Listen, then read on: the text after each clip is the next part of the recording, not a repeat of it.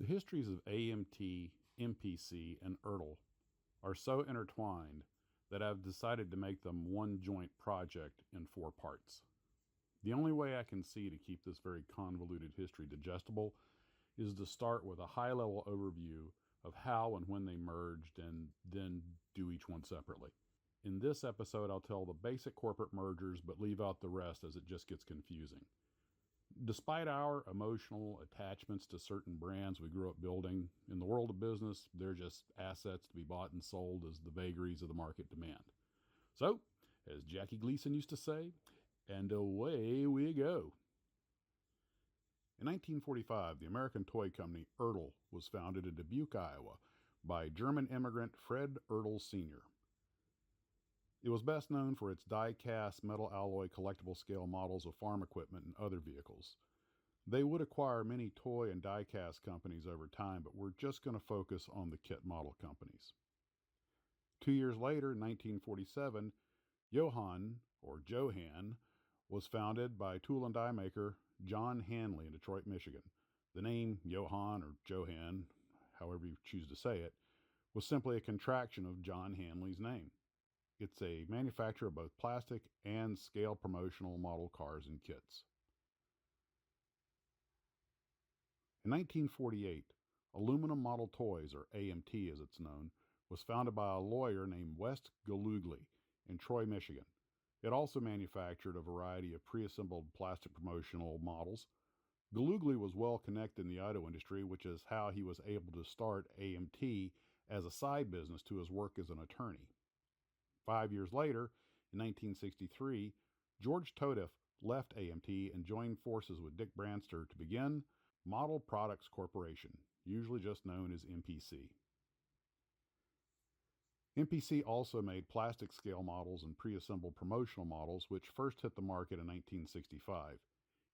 In 1966, they got the rights to make models of the vessels of the popular television show Star Trek in exchange for providing Desilu Studios with the Galileo 7 shuttlecraft props, both exterior and interior sets. This started a long tradition of AMT's involvement with TV and movie vehicle models. George Todeff had departed AMT on good terms, and the two companies enjoyed cordial relations, which, given that they were in the same basic business, helps explain why the two companies would always remain somewhat intertwined, sometimes even sharing each other's molds. In 1967, the Victor Comptometer Corporation bought Ertl, but the Ertl leadership remained. About 1970, General Mills bought MPC from George Todeff, but he stayed on as president. In 1973, Ertl started producing kit models as well as finished models. In 1981, Ertl bought AMT. Just 4 years later, in 1985, they also bought MPC from General Mills. 2 years after that, they bought the Italian company Eschi. In just 6 years, Ertl had acquired 3 major model companies, which also made the bulk of promotional model cars in America. Now, I need to stop here for a quick side note. Many model companies had foreign companies either sell their products for them or sometimes even make versions of them for local distribution. In fact, you need a flow chart to keep all of that straight. But Eschi was different. Ertl actually bought an established, standalone foreign company in toto. And by the way, just in case you're interested, Eschi is an acronym that stands for Ente Scambi Coloniali Internazionali, which, if you'll pardon my butchering the Italian, roughly translates into the Colonial Trade Exchange or Colonial Trade Body. In 1997, Ertl was bought by Racing Champions.